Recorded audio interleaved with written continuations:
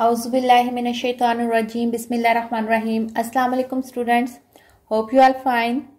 In previous lecture we complete the exercise number 1.5. Now we will start exercise number 1.6, which is the last exercise of the unit number 1.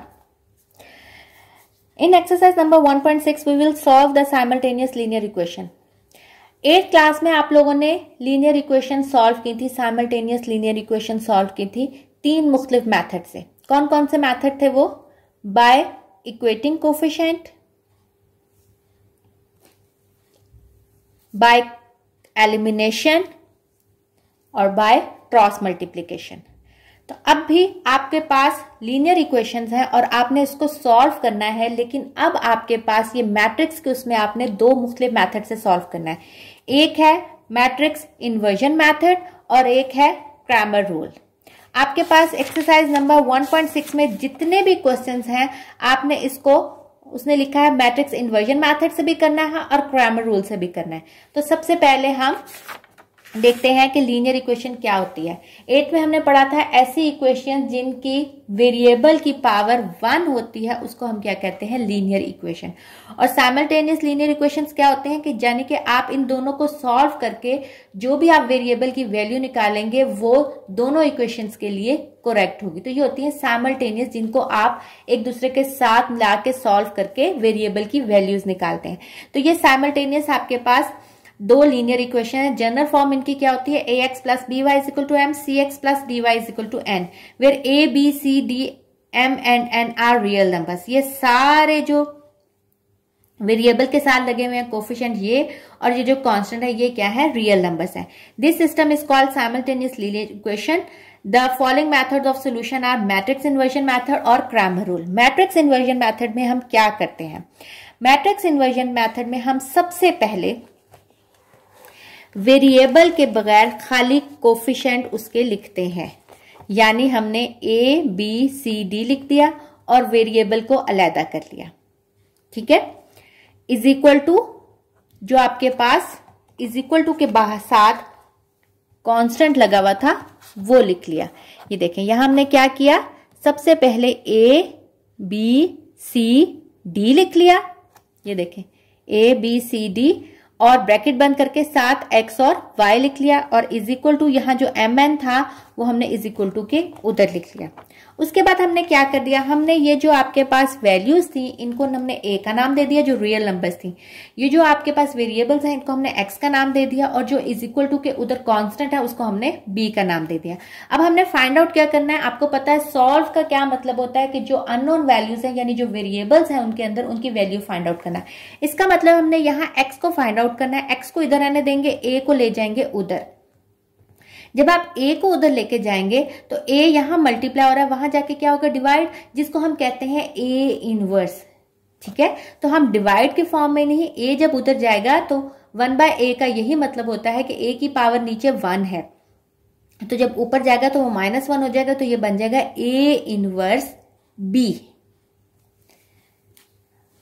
अगर हम x is equal to b over a लिखते हैं, यहां power इसकी क्या है? 1, ऊपर जाएगी तो -1, तो ये यही चीज बन जाएगी a इनवर्स b. तो हमारे पास a इनवर्स हमें पता है किसके बराबर होता है? Adjoint a over a determinant के. उसके बाद जो हम पहले ये वैल्यू निकालेंगे और उसको फिर b के साथ मल्टीप्लाई करेंगे तो आपके पास x की वैल्यू आ जाएगी x और y की. अब हम इसको स्टार्ट करते हैं.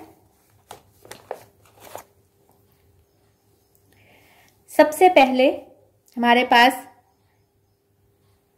क्वेश्चन नंबर 1 का पार्ट 1 है. 2x minus 2y equal to 4, 3x plus 2y equal to 6.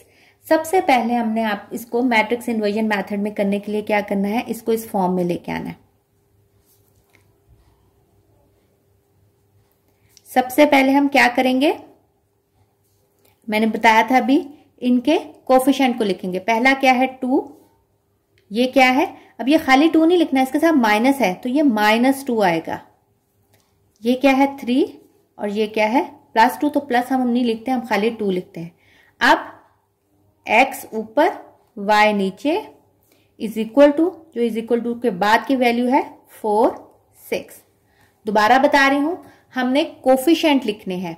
x को नहीं लिखना, खाली कोफिशिएंट। तो पहला क्या है 2, दूसरा -2, 3 और फिर 2, फिर साथ हम उसके वेरिएबल लिख देंगे, ऊपर x नीचे y इज इक्वल टू, जो इज इक्वल टू के बाद वैल्यूज है वो लिख देंगे। ठीक है, तो हम इसको क्या करेंगे, सबसे पहले हमने इसको a, x और b के इसको नाम देने हैं। ठीक है, तो इसको हमने a कह दिया, इसको x कह दिया, इसको b कह दिया। Where a is equal to 2 - 2 3 2, x is equal to xy और b इज इक्वल टू 4 6। तो हमारे पास क्या बन जाएगा, ax is equal to b और x is equal to a inverse b। मैंने अभी बताया x किसके बराबर होगा, a इनवर्स के। एज a इनवर्स किसके बराबर है, एडजॉइंट a, इसको मैं इक्वेशन 1 का नाम दे देती हूँ, adjoint a over a determinant के। सबसे पहले हम डिटर्मिनेंट फाइंड आउट करेंगे। अगर डिटर्मिनेंट 0 हो गया तो हम अपने क्वेश्चन को उधर ही रोक देंगे, क्योंकि अगर डिटर्मिनेंट 0 हो गया, डिनोमिनेटर में 0 आ जाता है तो आंसर इन्फिनिटी हो जाता है, इसका मतलब इसका सोल्यूशन आगे पॉसिबल नहीं होगा। तो सबसे पहले हम a डिटर्मिनेंट फाइंड आउट करेंगे। a क्या है आपके पास, -2 2, डिटर्मिनेंट फाइंड आउट करें, डायगोनल एंट्रीज को आपस में मल्टीप्लाई करें, बीच में माइनस का निशान और फिर नॉन डायगोनल एंट्रीज को। 2 2 4, 3 2 6, -6 माइनस प्लस, तो ये आपके पास आ गया 10 which is not equal to 0, so its solution is possible.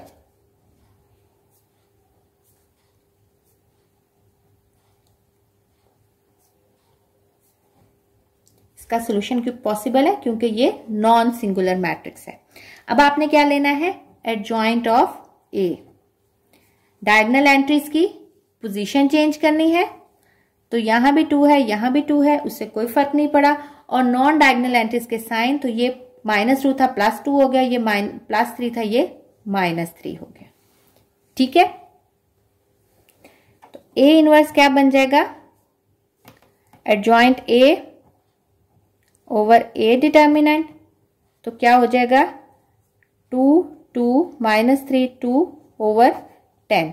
अभी आप इस 10 को यहाँ सॉल्व, मतलब यहाँ आप इसको डिवाइड ना करें, क्योंकि अगर आप इसको यहाँ डिवाइड करेंगे तो आपके पास फिर उसके साथ मल्टीप्लाई करना b के साथ थोड़ा सा मुश्किल हो जाएगा। तो हम इसको ऐसे साइड पे ऐसे ही लिख लेते हैं। ये देखें 10 और ये इस तरह एक ही बात है ना, क्योंकि ये डिवाइड हो रहा है, यहाँ भी 10 डिवाइड हो रहा है। तो हमने ये देख दिया a इनवर्स। अब a इनवर्स के साथ आपने वैल्यूज पुट करनी है, put values of a inverse and b in equation 1। ये जो आपके पास इक्वेशन 1 थी, इसमें आपने a इनवर्स की वैल्यू भी पुट करनी है और b की भी। a इनवर्स क्या आया आपके पास, 1/10 2 -3 2 2, और b क्या है हमने यहां निकाली थी, ये क्या है b 4 और 6। तो हम पहले इन दोनों को आपस में मल्टीप्लाई करेंगे, जो आंसर आएगा उसको 10 से डिवाइड करेंगे, तो ये आप लोगों के लिए इजी होगा। तो हम मल्टीप्लाई करेंगे, सबसे पहले ये 1/10 को एज इट इज लिख देंगे, पहली रो दूसरा कॉलम, 2 × 4 प्लस 2 × 6। अब देखें इसके साथ दूसरा कॉलम नहीं है, तो हम गैप के बाद आगे वैल्यू नहीं लिखेंगे, वो तब लिखते हैं जब आगे भी कॉलम हो। अब देखें हम नीचे वाली रो पे मूव करेंगे, तो हम यहां भी नीचे मूव कर जाएंगे, -3 × 4 प्लस 2 × 6। सिंप्लीफाई करें, 4 2 8 प्लस 6 2 12, -4 3 12 -12 प्लस 6 2 12 प्लस 12। सिंप्लीफाई करें, 8 + 12 20, और सेम वैल्यूज ऑपोजिट साइन, तो आंसर आ गया 0। अब हमने ये जो 1/10 डिवाइड हो रहा है, तो वो हमने इसकी दोनों एंट्रीज के साथ क्या करना है, डिवाइड, 20/10 और 0/10। तो ये आपके पास x आ रहा है ना, ये देखें ये x आ रहा है, ठीक है। तो x आपके पास क्या आ जाएगा 2 और 0 बाय समथिंग 0। x आपके पास किसके बराबर था, x और y के, और यहां आ गया 2 और 0। अब देखें हमने ये 1.1 में क्वेश्चन किया था कि जो करस्पॉन्डिंग एंट्रीज होती हैं वो एक दूसरे के इक्वल है, तो इसका मतलब वो उसकी वैल्यू है। इसका मतलब x की वैल्यू 2 है और y की वैल्यू 0 है, ठीक है, क्योंकि दोनों मैट्रिक्स आपस में बराबर है, इसका मतलब x 2 के बराबर है और y 0 के बराबर है। तो हम लिख सकते हैं x इज इक्वल टू 2 और y इज इक्वल टू 0। और सोल्यूशन सेट की फॉर्म में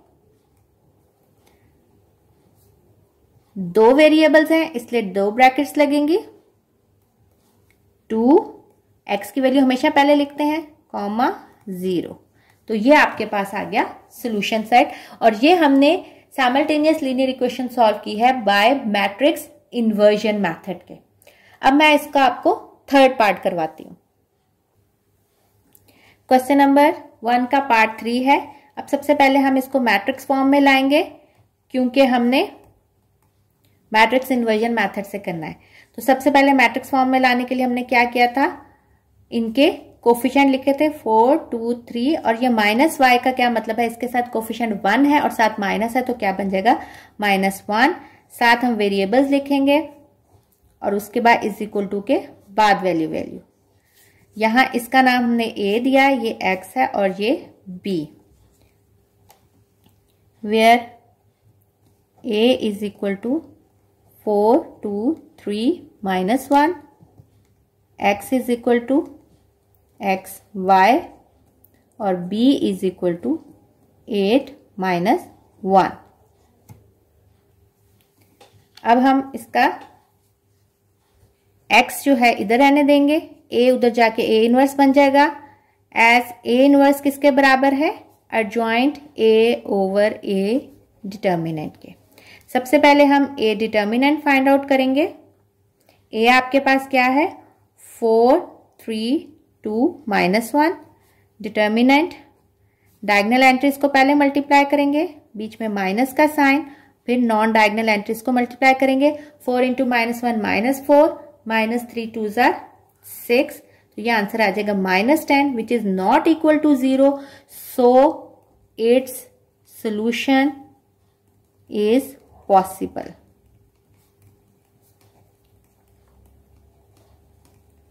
अब adjoint of A find out करेंगे।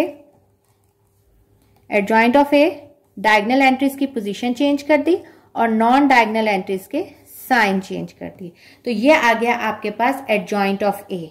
तो ए इनवर्स क्या बन जाएगा, इसको हम इक्वेशन 1 का नाम दे, ए इनवर्स आपके पास क्या बन गया, adjoint of A over A determinant जो कि है -10, और इसको मैंने आपको बताया था आप इसको ऐसे भी लिख सकते हैं -3 4। तो ये आ गया आपके पास ए इनवर्स -1 -3 -2 4, और ये अब put values of A inverse and be in equation 1। Equation 1 में हम पुट करेंगे तो x क्या हो जाएगा, ए इनवर्स क्या है -1/10, -1 -2 -3 4, और b क्या है आपके पास 8 और -1।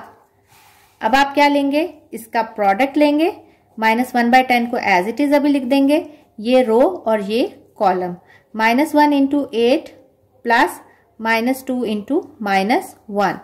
अगली रो नहीं है इसलिए हम नीचे वाली अगला कॉलम नहीं है इसलिए हम निचली वाली रो पे आ जाएंगे, -3 इंटू 8 प्लस 4 इंटू -1। सिंप्लीफाई करेंगे, -8 माइनस माइनस प्लस 2 1 ज़ा 2, -8 इंटू 3 -24,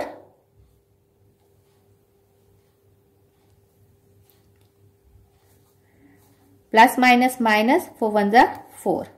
सिंप्लीफाई करें, -8 + 2 -6 और -24 -4 minus minus plus sign minus का -28। अब ये -1/10 को आपने दोनों के साथ डिवाइड करना है, यानी -1/10 को मल्टीप्लाई करना और 10 को डिवाइड करना है। तो ये आ जाएगा -6 -10 -28 -10। माइनस माइनस से कट गया, 2 3 ज़ा 6, 2 5 ज़ा 10, 3/5। माइनस माइनस से कट गया, 2 1 ज़ा 2, 2 4 ज़ा 8, 2 5 ज़ा 10, 14/5। x आपके पास क्या था, x और y, तो हमारे पास क्या आ जाएगा, x आ जाएगा 3/5 क्योंकि उसके सामने वही है, और y आ जाएगा 14/5।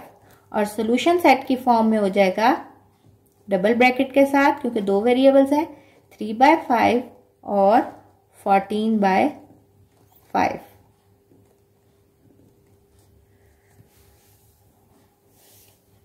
होमवर्क में आपने इसके 2 पार्ट करने हैं, सेकंड और 4। उम्मीद है कि मैंने आपको 2 पार्ट कराए हैं, इससे आपको बहुत अच्छी तरह समझ आएगी। नहीं तो जो आगे क्वेश्चंस हैं वो करवाऊंगी तो आपको ज्यादा अच्छी समझ आएगी। तो आपने इसके क्वेश्चन नंबर 1 का पार्ट 2 एंड 4 खुद करना है। ओके स्टूडेंट्स, इंशाल्लाह नेक्स्ट लेक्चर में हम 5th पार्ट से स्टार्ट करेंगे। ओके स्टूडेंट्स, टेक केयर, अल्लाह हाफिज।